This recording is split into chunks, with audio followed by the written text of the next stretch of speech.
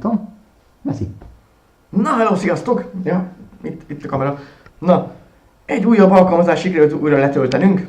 Telefonokra van, de én most tableten fogom tesztelni. Ez a fütyülő alkalmazás, vagyis keressük meg a telefont, ha elveszett néven. Beállítunk különböző gyári, illetve saját zenéket is beállíthatjuk. Miközben csak fütyülnünk kell, és a telefonunk bárhol is van, megtalálja. Nézzük is ezt meg.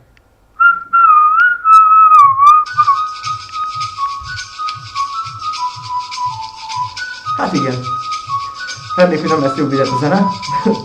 Nos, ezt az alvógomb megnyomásával tudjuk kilikvidálni, illetve úgy tudjuk aktiválni, vagy hát aktiválni, hát amikor a telefon, illetve a tablet alvómódban van, akkor csak fütyülünk, mondjuk még egyszer.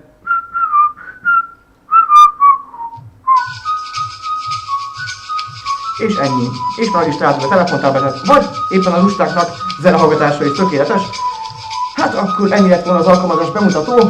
Ez a Whistle nevezetű, nem tudom, hogy kell kiejteni, elnézést. Úgyhogy ennyi lett volna. Köszönöm for nektek, hogy itt voltatok és megnéztétek a videómat.